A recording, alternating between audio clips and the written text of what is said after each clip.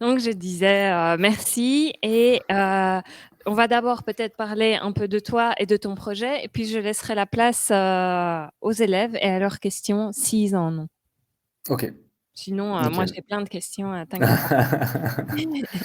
Donc, on Euh, s'est connus sur LinkedIn yes. où j'ai vu que tu vendais ta pâte à tartiner chocolat parce que c'était un truc qui m'intéressait avec des courgettes, si je me souviens. Ouais, alors je confonds avec Il y en a peut-être. une avec des courgettes, entre autres. Ouais, ouais, Oui, exactement. oui. Ouais. Et donc, est-ce que tu peux nous dire quand est-ce que tu as commencé? Pourquoi est-ce que tu as commencé? Et juste une question, on se demandait, d'où es-tu? Parce que tu n'es pas de Liège, hein?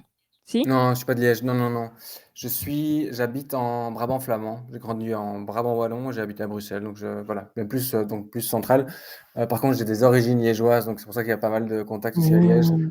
Voilà. Tu es pardonné, ça va. Merci. Non, parce qu'on a de personnes de tous les horizons, donc c'est bien, il y a de la diversité. Et donc, je demandais quand est-ce que tu avais commencé ton projet Chocolat et pourquoi? Donc Chocolo, ça a commencé il y a ça a comm les premières réflexions datent d'il y a potentiellement 3 ans, plus ou moins. Pour refaire un peu mon parcours, j'ai étudié le marketing à l'EFEC, donc gestion, création de PME. Je suis sorti il y a longtemps, je suis sorti en 2011, je devrais regarder hier pour un CV. Après j'ai bossé pendant une dizaine d'années dans la publicité en tant que commercial, un peu voyagé et cetera. Et puis le covid est un peu passé par là et donc je me suis un peu posé la question: «Qu'est-ce que je voulais vraiment faire?» Heu et l'idée d'entreprendre a toujours été là et cette idée de créer un produit, est arrivée un peu par hasard. J'aurais jamais imaginé, entreprendre dans le food à la base. Et en fait, c'est parti d'un constat assez basique, à la maison où mes enfants, mon fils principalement mangeait du choco, tous les matins. Et un jour, je me suis rendu compte de la crasse que c'était, pour la santé, que faire manger ça déjà à des adultes, c'est pas top, mais alors à des enfants, c'est encore pire. Et donc j'ai voulu trouver une alternative, en magasin que j'ai pas trouvé, moins sucré qu'un certain nombre de pourcentage de sucre. Et donc, pour le dire très rapidement, pour pas rentrer trop dans les détails, sinon on est parti pendant longtemps, j'ai décidé de la créer. Donc j'ai sauté sur l'opportunité d'un créneau au final qui existe pas encore, enfin qui n'existait pas encore dans les magasins, c'est-à-dire une pâte à tartiner chocolatée très peu sucrée, mais quand même gourmande. Et le deuxième aspect plus créatif du produit, c'est qu'il est fait effectivement à base de légumes. Donc l'ingrédient principal, c'est du légume, dans l'idée d'avoir l'ingrédient principal qui est local et donc avoir tout cet aspect durable, dans le projet. Oui, parce que si tu commences avec un produit, comme tu disais, food, ben, il y a toutes des contraintes par rapport à la production et par rapport à la conservation du Ouais, produit, exactement. qui entrent en jeu. Donc c'est plus compliqué qu'un produit qui serait non food, finalement. Ouais, enfin, je pense que chaque typologie de produit a ses complexités, mais ici, c'est vrai que dans l'alimentation, si on n'est pas du secteur, ben, on découvre beaucoup de choses. Donc, pendant longtemps, j'ai découvert des choses, j'en découvre encore aujourd'hui. Et la clé, ça a été de se faire accompagner, de se faire bien accompagner par des gens qui sont spécialisés là-dedans, de trouver les bons partenaires, donc d'avoir un bon réseau au final. Ce qui fait qu'aujourd'hui, par exemple, la production, je la fais pas. Ça a jamais été l'idée de la faire moi-même, donc elle est sous-traitée à un atelier protégé. Hem et donc, par exemple, tout ce qui est AFSCA, tout ce qui est tous ces trucs-là, bah, oui, je connais la paperasse, mais après dans les détails, c'est pas moi qui gère les contrôles et cetera. Donc c'est mon boulot, en fait, au quotidien, bah, oui, c'est de vendre, c'est de faire le marketing, quoi, en gros. Oui, donc avoir de bons partenaires, c'est Mmh. important. Ouais, bah, des gens qui sont spécialisés, des incubateurs, des choses comme ça qui sont spécialisés en food, entre autres, mais aussi globalement en accompagnement de projet. Hem Et faire appel à des gens, que ce soit payants ou pas, des labos, des choses comme ça. Parce qu'effectivement, d'un point de vue de conservation, c'est compliqué. Finaliser une recette, c'est compliqué. Il y a des labos qui sont spécialisés là-dedans, comme, à Jean-Blou, il y a le Smart Gastronomy Lab, qui crée des produits, tu leur donnes un briefing, ils créent le produit, from scratch.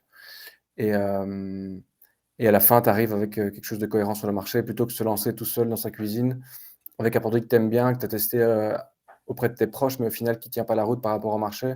Ça vaut la peine de profiter, j'aime pas trop le mot, mais profiter des aides qui sont disponibles parce qu'il y a beaucoup de trucs qui sont disponibles pour les indépendants, surtout ceux qui se lancent, les porteurs de projets. Hem Peu de monde le sait, en fait. C'est ça qui est assez frustrant, je pense, sur le marché aujourd'hui. Tous mes potes qui se sont lancés il y a 5 ans en tant qu'indépendants ou il y a 10 ans et ils me disent c'est quoi tout ça? Ben, ça existait à l'époque, mais c'est juste que personne n'en parlait, quoi. Tu as des exemples d'aide ou d'endroits où les Bah, trouver ou de personnes qui savent où le, trouver ce genre de choses? ouais, le plus, enfin, en Wallonie, il y a les chèques entreprises. Ça, c'est le plus simple, c'est-à-dire que c'est une structure qui est, je pense, c'est Wallonie Entreprendre, hein, qui finance une partie des interventions dans les projets en fonction de la typologie du projet, en fonction de la maturité de la société. Et donc, on peut matcher, entre guillemets, un besoin avec une société qui est affiliée au chèque entreprise. Et donc, il y a des interventions qui vont jusqu'à 80% des montants. Donc, c'est vachement intéressant pour des gens comme nous qui n'ont pas de moyens, en fait, au départ, quoi. Et donc, je pense qu'il y a je ne sais plus si c'est 18-19 ou 18-90, c'est un des deux. Il y en a un à Bruxelles, un à Wallonie. Mais si vous pouvez appeler ce numéro-là et vous dites je veux créer ma boîte ou je me lance comme indépendant, je cherche des aides ou des subsides et eux vont tout vous donner. Donc c'est assez Je pense que c'est un facile. site, 1890.be, quelque chose comme ça. Hein. Ouais, mais tu peux téléphoner aussi. Il y a directement quelqu'un au téléphone où tu lui expliques vraiment ton besoin. Et dans les 24 heures ou 48 heures, il t'envoie un email avec toute la liste de tout ce que tu peux faire. Donc, ouais, il y a, il y a beaucoup de positifs à prendre, même si c'est des trucs, voilà, c'est des trucs d'État, de région. Et parfois, il y a des limites dans les budgets, etc. Mais voilà, quand tu te lances comme indépendant, tu as des trucs t'as des plans de tremplin, tu as des plans airbag, tu as plein de choses pour aider au final oui, qui nécessitent du temps. Parce que tout, au final, tout subside nécessite un peu de temps parce que tu dois créer un dossier. Mais ça vaut la peine à la fin. Ouais, ouais. Et moi, d'ailleurs, je pense que j'avais déjà parlé de ce genre d'aide avec même le forum. Donc, si vous êtes inscrit au forum, Ouais, etc., juste leur demander ce qui est accessible pour vous dans votre cas, parce que chacun a un cas différent. Ils ouais, peuvent vous donner les adresses où vous renseigner ouais. ou des personnes qui pourraient vous aider. Mm. Et dans mon cas, même encore plus précisément, moi j'ai pas créé ma boîte il y a 1 an et demi. La boîte elle est créée depuis 2 mois seulement. En fait, j'ai commencé l'activité en couveuse d'entreprise. La couveuse d'entreprise, c'est une ASBL qui est financée aussi via les chèques entreprises, en fait, qui permet de commencer une activité à temps plein, mais en touchant le chômage à côté, avec un chômage qui est gelé, donc il n'y a pas de dégressivité. Et donc pendant 1 an ou 18 mois, selon la structure, on peut lancer l'activité. On n'a pas de numéro de TVA, on touche le chômage, on utilise le TVA de la structure. Et donc ça permet de lancer l'activité de manière assez safe, avec un revenu qui permet de payer le toit et à manger, quoi. Donc ça, c'est vraiment bien. La seule condition, c'est qu'il faut être chômeur pour être dedans. Et je pense que c'est tout. Donc c'est pas mal.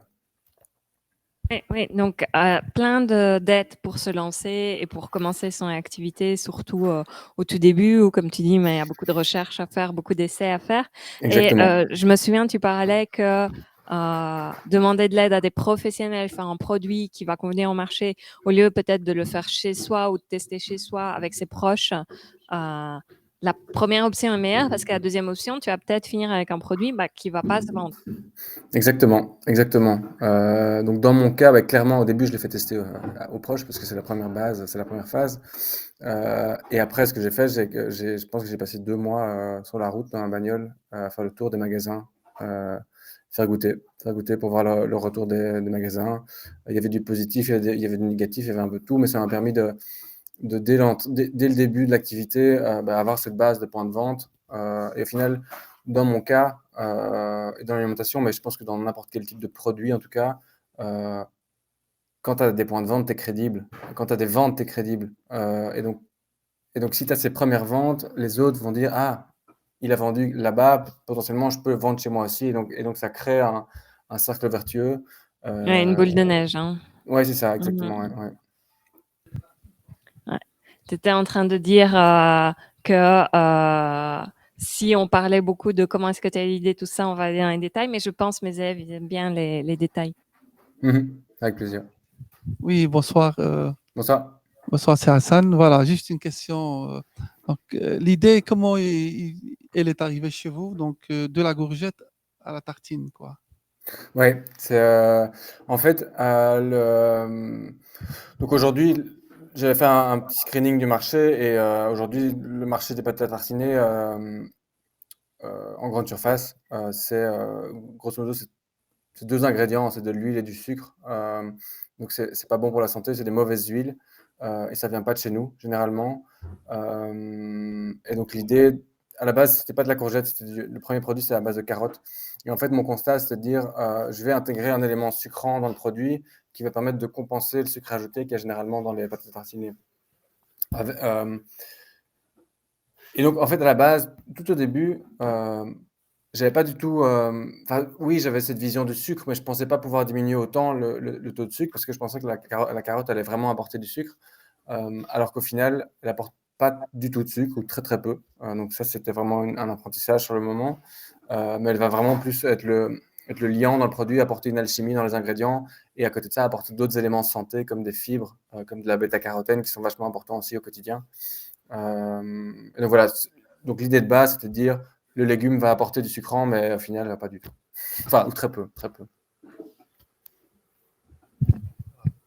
Et, euh, et c'était d'utiliser cet ingrédient local qui, qui est utilisé au quotidien en cuisine, mais qui est souvent aussi, les producteurs ont souvent beaucoup trop de produits, donc c'est un peu de revaloriser. C'était l'idée de base, de nouveau, c'est d'utiliser des légumes moches, des légumes qui étaient prêts, des hors format, des choses comme ça. Aujourd'hui, en toute transparence, je ne le fais pas parce que c'est très complexe d'un point de vue logistique de s'approvisionner en quantité suffisante au bon moment avec ces typologies de produits. Mais c'était l'idée initiale, c'était d'utiliser des invendus. Oui, donc il y a beaucoup de recherches sur la recette idéale ou sur Ouais. les produits qui vont Ouais. les matériaux idéaux qui vont entrer dans la Ouais. composition du produit final. Ouais, parce qu'il y a le légume. La carotte, en fonction de la saison, va avoir un goût différent, va avoir une sucrosité différente, va avoir une texture différente. Donc ça rend le truc assez complexe. Et au final, ça marche pas avec tous les légumes. Au début, j'essayais beaucoup avec la betterave rouge, de nouveau aspect sucrant, etc. Au final, qui a un goût assez terreux, donc j'ai pas fait de recette avec ça. C'était le premier produit, les premiers tests, c'était à base de betterave, juste betterave chocolat, 2 ingrédients, 80% de betterave, un peu de chocolat, que moi je trouvais très bon sur le moment, mais au final, les gens trouvaient pas très bon. Avec le recul, ils me l'ont dit après. Et après, je suis parti dans un délire avec 7 ou 8 ingrédients différents, en rajoutant un peu, en partant vraiment, en sortant des valeurs de base du projet, c'est-à-dire en rajoutant de la coco, en rajoutant du sucre, des choses comme ça pour essayer de trouver quelque chose, pour finalement arriver aujourd'hui avec un produit qui a 3 ingrédients. Et au final, chaque ingrédient a son importance, là où le légume est important parce que ça va être le liant, c'est l'aliment local, c'est bon pour la santé, ça a pas mal de bonnes choses. Il y a un oléagineux, donc ça va être soit des noisettes, soit des amandes. J'ai choisi de la qualité. J'ai choisi de pas. Je dis pas que les noisettes bulgares ou les noisettes turques sont pas bonnes, mais il y a moins de traçabilité par rapport à ça. Donc j'utilise que des noisettes italiennes qui viennent du Piémont, donc c'est des produits de qualité avec une bonne traçabilité et en bio. Et le chocolat, j'utilise aujourd'hui du chocolat qui est fait en Belgique par une marque belge qui s'appelle Nao, ou alors un autre qui est fait en Italie, qui va maintenant être fait en France, et qui est Fairtrade, donc qui a ce respect des producteurs aussi derrière. Donc dans toutes les typologies de produits, il y a du bon et il y a du mauvais. Je pourrais utiliser aussi des légumes surgelés qui viennent aussi d'Europe de l'Est. Je ne le fais pas parce qu'il y a cette volonté d'utiliser du local et de le faire de manière consciente. Donc il y a des choix qui ont dû être faits. Et aujourd'hui, j'ai plus de produits à la courgette depuis un mois. Donc, je peux plus vendre depuis un mois. Je peux avoir des courgettes qui viennent d'Italie, mais je le fais pas parce que ça va sortir de valeur. Et si je commence à faire ça maintenant, après, ça part en vrille, quoi. Oui, tu as fait un choix de faire un produit plutôt local, plutôt éthique C'est et ça. ça a des contraintes. Ça se reflète sur le prix, entre autres. Donc, le produit est cher. Aujourd'hui, c'est vendu au kilo, c'est vendu 38 € du kilo en moyenne en magasin. Nutella, c'est vendu 6 € du kilo. Vous voyez un peu la différence de prix. Après, c'est pas le même produit, ça touche pas les mêmes personnes, c'est pas vendu dans les mêmes magasins. Donc on ne sait pas trop comparer, mais même par rapport à un autre Ciolata qui est le Nutella bio, c'est 2 ou 3 fois plus cher. Donc voilà, c'est dans le haut du panier, mais c'est assumé. Ça se vend comme ça, donc tant mieux. Mais l'idée quand même à terme, c'est de rendre le produit beaucoup plus accessible à plus de gens, donc de rentrer en grande surface et donc de proposer un produit moins cher avec des optimisations qui sont faites sur les ingrédients.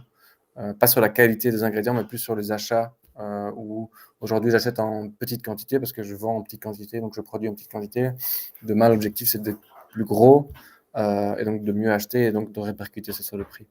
Ouais, il faut bien commencer quelque part, hein. Comme Ouais, tu disais, exactement. ton but, ça serait d'entrer en grande surface. Donc ça veut dire que pour le moment, tu y es pas encore. Tu es dans des, où est-ce que tu vends ton produit? Épicerie bio, locale, des concept stores, des cafés. Donc tous des petits commerces de proximité. Je suis rentré dernièrement chez un franchisé Intermarché. Je vais rentrer dans le système Carrefour local maintenant, donc ça c'est chouette aussi. Oh, Donc félicitations! merci. Ouais, c'est une petite étape, mais c'est juste, voilà, d'un point de vue c'est plus en fait d'un point de vue valeur. Moi-même, au début, je m'étais dit: «Non, pas de grande distribution», mais je me rends compte que pour en vivre, bah, il faut le faire, il y a pas le choix. Si je reste dans le créneau, petite épicerie, j'arriverai jamais à en vivre. Ah, ils ont regardé où étaient les revendeurs les plus proches, il y en a pas à Verviers, ils sont déçus.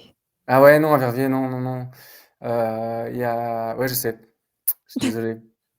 Bah, je livre, hein, je livre par, tu peux commander Mais sur oui, mon j'allais webshop, dire, je oh livre. là, on est en train de parler des magasins et cetera, mais tu as Ouais, aussi le site internet qui est un ouais. peu en plus parce que j'ai l'impression que tu vises fort, bah, sur les magasins bio Mmh. et maintenant, quelques franchisés et tu as ton site internet sur lequel, les ge tout le monde peut acheter. Où est-ce Tout le que monde tu peut acheter, livres, ouais. finalement via ton site Partout, internet? partout en Belgique et en France et au Luxembourg. J'allais dire au Pérou aussi ou Pas encore, pas encore. Parce qu'on en parlait avec un intervenant précédent, donc c'est vrai que pour s'ouvrir à des marchés internationaux, c'est plus compliqué. Peut-être Belgique, Ouais, France, Pays-Bas, c'est plus facile, Fraben, ouais. mais Mais même, en fait, livrer même en Belgique, pour des produits comme ça, c'est compliqué parce que heu, le facteur s'en fout de ton produit, en fait, ton paquet, et donc souvent ça arrive cassé malheureusement, donc il y a du suremballage qui est fait. Et donc voilà, c'est un risque. Je dois le faire, je dois ouvrir, un webshop parce que sans webshop, ben, ça m'enlève un revenu et ça les gens m'enlève de la Verviers peuvent visibilité. pas acheter sans webshop, hein, voilà. Voilà. Mais si, j'ai essayé de contacter des gens à Verviers, mais voilà. Le mieux, c'est que les consommateurs aillent en magasin et disent: «Vous avez Chocolo?» Et ils disent: «Non», bah, et tu dis: «C'est On trop sait ce c'est qu'on trop doit bien, c'est faire, trop bien». demain. Ouais, ouais, ouais. Chocolat, ouais, tu passes dans ton magasin, tu vas leur demander s'ils ont un chocolat. C'est vraiment ça, et il y a rien à faire, c'est vraiment ça qui fonctionne. C'est quand le consommateur va demander au magasin, d'avoir un produit, quoi. C'est arrivé déjà ou Ouais, ouais, ouais, bien sûr. Ouais, ouais, ouais? ouais, Que ouais. les magasins, ils viennent te trouver, parce que leurs clients demandaient s'ils avaient Parce que les clients demandent, parce qu'il y a de la visibilité dans les médias. J'ai beaucoup de visibilité depuis le début, donc ça, c'est chouette. Et donc dès qu'il y a un peu de visibilité, les gens sont intéressés. C'est beaucoup de visibilité par rapport au projet, plus que par rapport au goût du produit malheureusement. Donc les prochains articles que j'aimerais avoir, c'est plus par rapport à une validation du goût, de la qualité du produit, parce qu'on parle plus de l'aspect légumes qui est bien parce que ça participe à la visibilité justement, c'est intriguant, donc les gens font un article dessus en disant, «Des légumes dans le chocolat», mais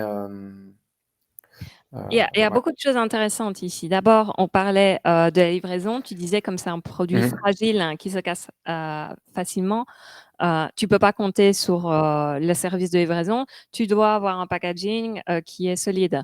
Moi, je me Ouais, souviens, j'ai déjà, été abonnée à du vin et donc 1 fois par mois, je recevais ma caisse de vin et c'était dans plein de cartons, machin et ouais. impeccable, quoi. Mais ça a un prix aussi, j'imagine, C'est un il prix faut que tu au l'entendre. fi bah, au final, tu le répercutes pas sur le prix de vente, Ah, le prix de mais par livraison contre, peut-être, hein? ouais, un tout petit peu, même pas, ça dépend, mais par contre, ce que tu fais, c'est que, quand tu vends sur ton webshop, bah, c'est full marge, c'est ça qui est intéressant aussi, c'est que là où tu vends à un magasin, heu bah, le distributeur va prendre 30, le magasin va prendre 40 ou 30, donc au final, il te reste plus rien derrière. Donc c'est plus intéressant de vendre en direct, même moins cher potentiellement, que de vendre, via un magasin, malheureusement. L'avantage du magasin, c'est le volume. Mais voilà. Ah non, hyper intéressant. Donc, on parlait justement de la livraison. Et puis après, tu parlais de la presse. Que Mhm. finalement, ton histoire, ton point de vue, enfin, le positionnement que tu as pris avec ton projet, l'histoire qui est derrière, que tu veux que ce soit local et tout ça, ça Oui, a une très forte importance et ça t'a amené beaucoup de support de la presse. oui, ouais. Il y a l'aspect local, l'aspect original avec le légume, et donc local, l'aspect familial dans l'histoire, créée pour les enfants, ça a aidé.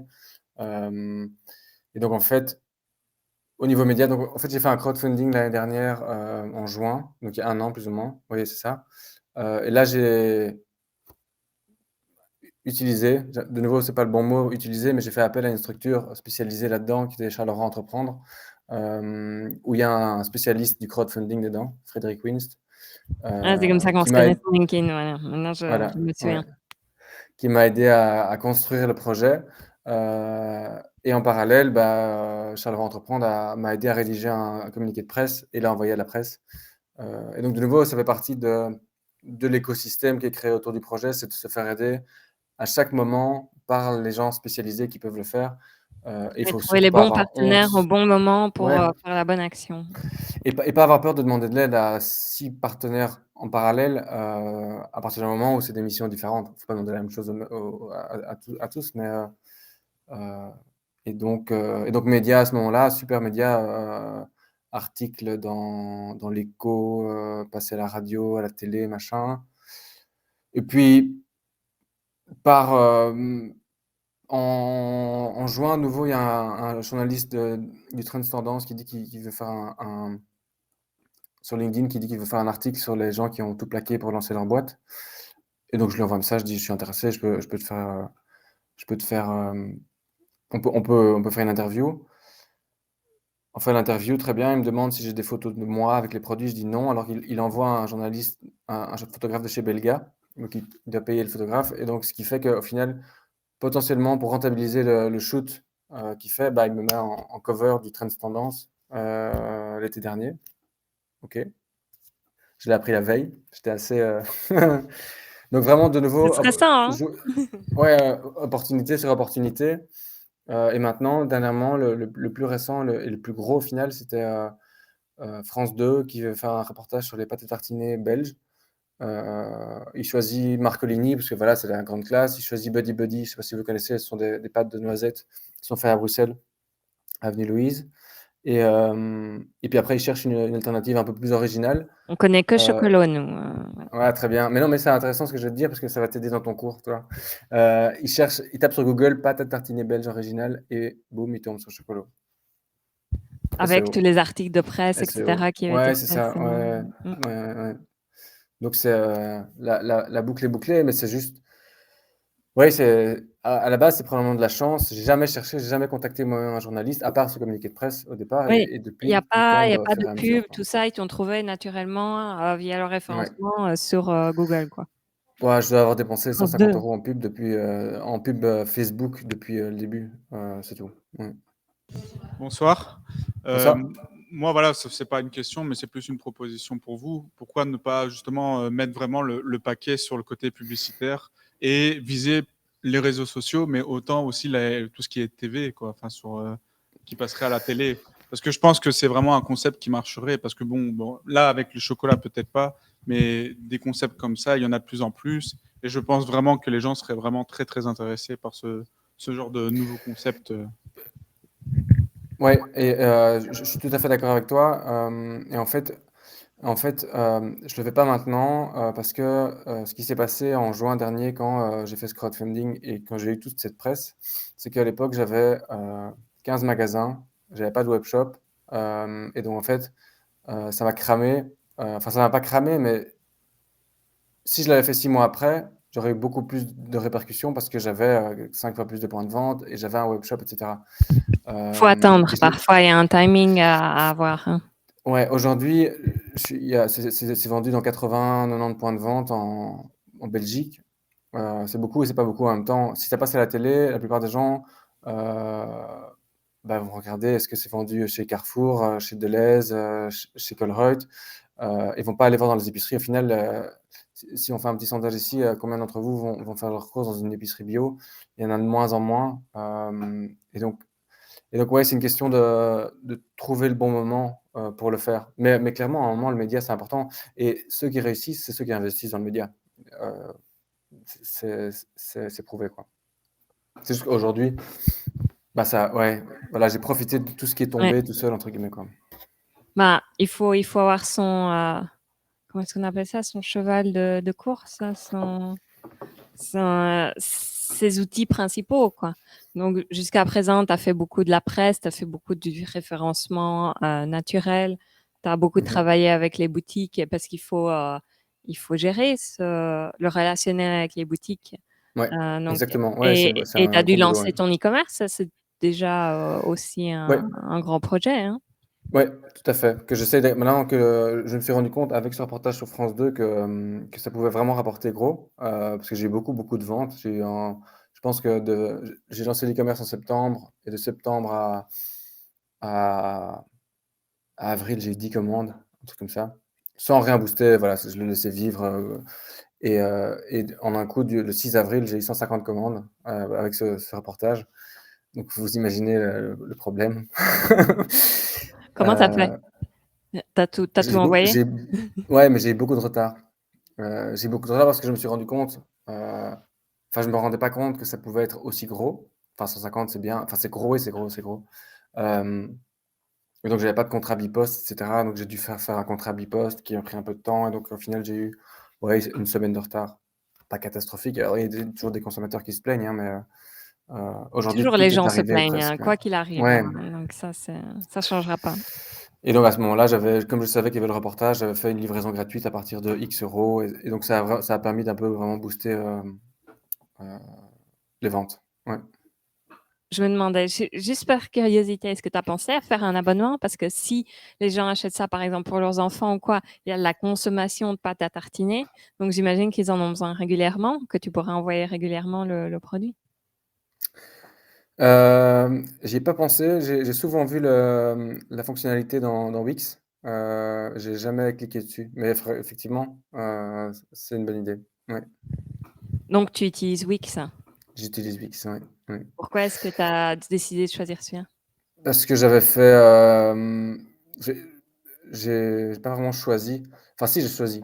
Mais en fait, j'ai fait une semaine d'accélération sur le projet, avant de le lancer, donc quand j'étais en préavis, une semaine d'accélération et pendant cette semaine-là, on a dû créer un site sur Wix et donc le site était là, et donc j'ai continué dessus. Mais au final, je regrette, parce que ça coûte vachement cher, par rapport à un Odoo, ça coûterait, je pense, Oui? beaucoup plus cher. Oui.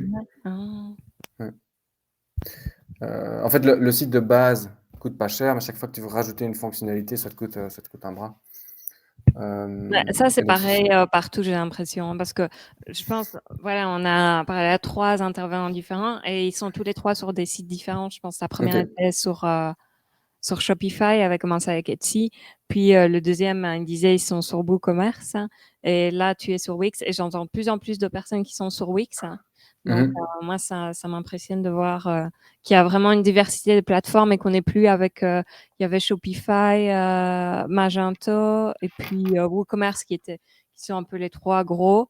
Mais il y a vraiment de plus en plus de plateformes différentes et chacun s'y retrouve à sa En fait, manière. j'ai fait un petit benchmark et j'ai l'impression que Odoo est quand même mieux parce que Odoo te permet pour 25 € par mois, donc ça fait combien? Ça fait 300 € l'année, grosso modo, pour un utilisateur de tout gérer, en fait. Tu as toutes les fonctionnalités pour ce prix-là, donc après derrière ça, il faut avoir, un peu la main, le design pour créer ton site toi-même, ce qui est franchement assez simple.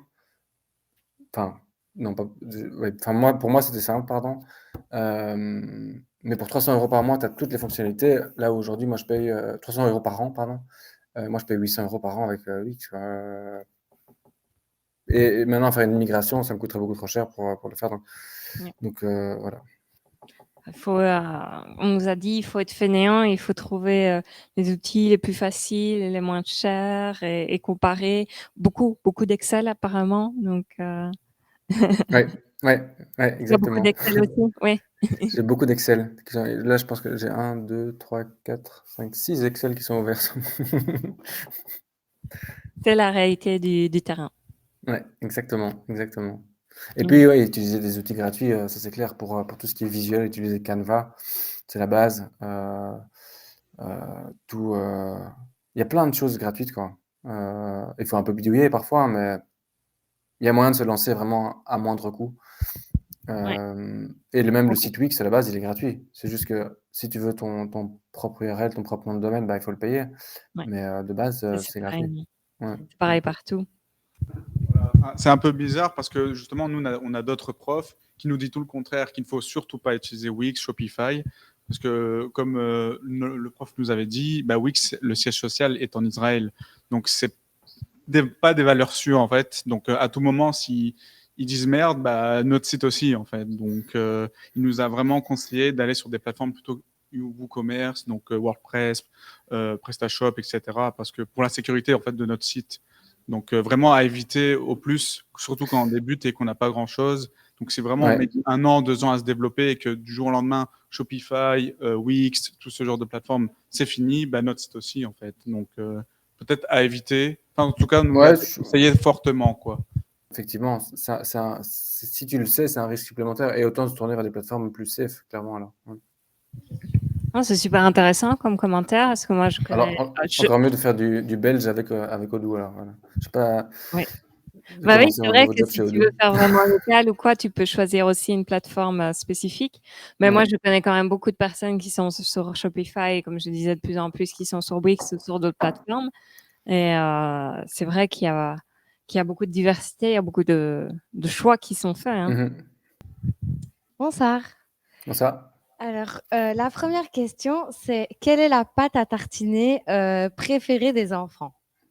Ouais, c'est la jaune. C'est la jaune, c'est à base de carottes et en fait, elle va vraiment avoir un goût, noisette chocolat. Ok. Comme le Nutella, mais juste avec 40 de sucre en moins que ce qu'il y a dans le Nutella. Enfin, 75 de sucre en moins, mais là, au Nutella, il y a 55 de sucre. Chez moi, il y en a 12, quoi. Donc c'est D'accord. juste, en fait, la problématique avec les enfants, et avec les adultes aussi, c'est que, bah, on est compliqué et que la bouffe, c'est un confort, et donc quand tu vas manger du chocolat, bah, ton cerveau et ton palais vont s'attendre à ce qu'il y ait une dose de sucre énorme qui arrive et si la dose de sucre n'est pas là, hem, Il y a un- bah, il comprend pas. Ton palais, ton cerveau comprennent pas et donc c'est ça qui est compliqué au quotidien, c'est de changer des habitudes. Enfin, c'est encore plus, il y a et ouais, c'est compliqué, et donc nous, en tant qu'adultes, on peut être ouvert à ça parce qu'on sait de plus en plus que le sucre, c'est vraiment pas bon pour la santé, mais les enfants, ils s'en calent complètement, quoi. Mm. Et donc convaincre les enfants de le manger, bah, c'est les parents qui doivent le faire, en proposant au final plus, plus plus tu choisis plus entre chocolat et un autre, bah, tu prends juste chocolat. Si tu veux du chocolat, tu prends chocolat et si tu veux pas du chocolat, bah, tu prends, autre chose qui est, salé potentiellement, qui est encore meilleur que du chocolat pour la santé. D'accord. Moi, je mange du fromage tous les matins, et mes enfants ne mangent plus du chocolat tous les matins. Au début, ils en voulaient tout le temps, maintenant, on essaie un peu plus d'alterner entre, du chocolat, des céréales, même si le céréales, c'est de la crasse aussi. Mhm. J'essaie de pas être trop extrémiste dans le sucre, mais au final, quand tu te rends compte réellement de tout ce qu'il y a dedans, de tout ce qu'il y a dans les produits, c'est juste, c'est abominable. Mhm. Et en fait, heu, une tartine de choco classique le matin, pour un enfant, ça correspond à environ, bah, un peu plus de 60 d'apport journalier en sucre ajouté. Une seule tartine et les enfants, ils en mangent généralement 2 le matin, une à 4 heures, ils mangent un petit jus de pomme le midi et donc au final, tu te rends compte que généralement, ils atteignent 200 à 300 de leur dose de sucre recommandée par l'OMS par jour et le sucre, bah, c'est des cancers, c'est le diabète, c'est enfin voilà, Mhm. c'est l'obésité, enfin soit. J'essaie d'être plus au niveau com dans l'éducation que dans le clash, mais parfois, au final, c'est le clash, c'est le ca le trash qui parle aux gens, quoi. Il y a rien à faire. D'accord. Voilà, donc pour dire tout ça, la jaune va goûter, choco noisette vraiment, et la verte va goûter assez fort le chocolat noir, donc un peu moins la noisette. Donc ces 2-là vont pas du tout goûter le légume, la carotte, alors que les 2 autres, la rose et la bleue, vont un peu plus goûter le légume. Donc elles sont plus axées, pour les adultes, parfois les enfants. Si vraiment c'est le premier choco qu'un enfant va manger, ils vont adhérer potentiellement parce qu'ils connaissent pas le goût du chocolat, donc ils savent pas voir la différence. Par contre, si c'est des enfants de 5-6 ans qui mangent déjà du choco ou 8-12 ans, c'est plus compliqué. Mhm. D'accord. Vous remplacez un certain taux de sucre par du miel, par exemple, ou par une alternative Non, plus naturelle au sucre? non, parce que mon parti pris, c'est vraiment de ne pas avoir ce goût sucré. D'accord. Là où il y en a beaucoup qui mettent des dattes, effectivement, des édulcorants. Il y a des édulcorants naturels qui sont pas si mauvais que ça pour la santé, ou moins mauvais que le sucre en tout cas. Mon parti pris, c'est vraiment d'avoir un produit qui n'est pas sucré en bouche. Et c'est un parti pris qui fait que je perds des clients parce que les gens ont besoin de ce sucre, comme je disais, même si ce sont des sucres naturels. Mais voilà, c'est un choix. D'accord. Mais au final, il y a 12 ou 13% de sucre par rapport aux 50-55%, mais ça goûte quand même un peu le sucre, quoi, tu vois. Enfin, Ouais. c'est difficile à dire, mais souvent les feedbacks des gens, ils disent, au début quand je pitch, j'explique le truc, ils me disent, oh, oh, waouh, ça paraît bizarre, on va goûter. Et les gens disent, bah, c'est quand même sucré. Il y a quand même ce 12-13% de sucre dedans, Mhm. qui vient du chocolat principalement. Voilà. D'accord. Et une dernière question. Oui, parce que la bouffe, ça me parle, hein. Alors, et surtout pour les enfants, voilà. Donc, est-ce qu'il y a des retours déjà? Parce que c'est la première fois qu'on parle à un entrepreneur qui est dans le domaine de l'alimentaire. Et je ne sais pas s'il y a des retours dans ce secteur-là et comment est-ce que ça se gère? Des retours de produits, tu veux dire? Oui, voilà. Non, pour l'instant, Des clients pas contents et qui veulent se faire rembourser ou pas par rapport aux produits même. Il faut avoir des bonnes conditions générales de vente déjà, sur ton site internet, quand tu fais de la vente en ligne. À côté de ça, la personne qui achète un produit prend le risque de ne pas aimer. Je pense que ça, justement, c'est lié à l'alimentation, les goûts, les couleurs, on ne peut rien y faire.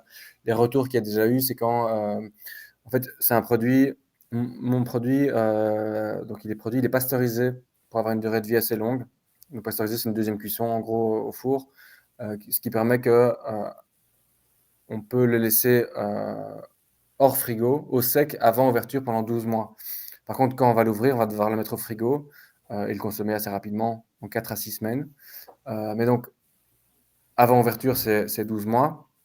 Il arrive que s'il y a un coup sur le produit, le vide d'air se fait et donc le produit n'est plus bon. Il y a des moisissures qui apparaissent dessus. Et donc là, parfois, il y a des coups qui sont faits dans le transport et les gens, en ouvrant le pot voient qu'il y a des moisissures. Et donc là, il y a des retours. Généralement, c'est le magasin qui remplace et moi, je remplace le magasin. Mais il n'y a jamais eu de lot, de problème de lot ou de gros retours, des choses comme ça, quoi. Donc voilà, moi je cuisine beaucoup à la maison, hein, donc comme la personne juste avant. Et je voulais savoir si votre produit justement on peut cuisiner avec ou pas du tout, ou c'est pas conseillé, parce que par rapport aux photos que je vois que c'est quand même une pâte à tartiner assez sèche, un peu comme Oui, Notion Latte, si je me oui. souviens bien. Donc voilà, pour savoir si ça se cuisine ou pas du tout. Tu peux j'ai déjà fait pas mal de recettes et d'autres personnes ont fait des recettes en le recuisant, donc en faisant par exemple un petit muffin avec un cœur au chocolat. Ça marche. Mais effectivement, c'est assez sec, c'est assez dense. C'est dû aux différentes cuissons. En fait, techniquement, le chocolat, il est fondu une fois et ensuite il est recuit via la pasteurisation. Donc c'est un truc dont le chocolat n'est pas habitué, donc ça assèche un peu effectivement, mais ça permet la conservation. Donc au niveau de texture, c'est un peu plus dense que les classiques, c'est un peu en mode beurre de noisette, on va dire. Donc le recuire, ça marche, c'est possible, c'est pas fou, honnêtement. Par contre, ce que tu peux faire, c'est le mettre en base, en nappage ou un truc comme ça, sur un cake, ça marche très bien. Si tu regardes sur mon compte Insta, il y a plusieurs Il recettes avec des pensait en trucs comme ça. cuisine salée pour le mettre avec. Mais comme il dit, il faut pas trop le recuire. Donc, en sauce. Ouais, Un poulet au chocolat, je sais pas, parce que tu vas pas le recuire, hein, c'est ça le truc. non, mais ça va quand même chauffer. Enfin, ouais, tu veux le chauffer, tu veux dire. Donc, pour en faire une sauce, tout simplement, par exemple, pour accompagner un steak de lentilles ou quelque chose comme ça. Donc, Ouais. une sauce chocolat épicé. Donc, Pas forcément Jamais testé. en cake, en fait, mais vraiment genre dans Ouais, ouais. des recettes un peu asiatiques, par exemple. Plus en mode salé, ouais. Bien. J'ai jamais essayé de faire une sauce, je t'avoue. Mais c'est une bonne idée. Voilà, à essayer. Ouais, non, Peut-être clairement. le mettre J'essaie de aussi en trouver avant des- sur le site, hein, si ça fonctionne, hein. Donc, Ouais, mais oui, c'est ça. En fait, j'essaie de trouver un maximum d'influenceurs, entre guillemets, des petits influenceurs qui créent des recettes, justement. Et donc, c'est une bonne idée, ouais. Ouais. Je disais merci. Il y a encore beaucoup de choses dont on pourrait encore parler, mais je pense qu'on va s'arrêter là parce que, comme tu dis, on a faim. À force de parler de nourriture aussi.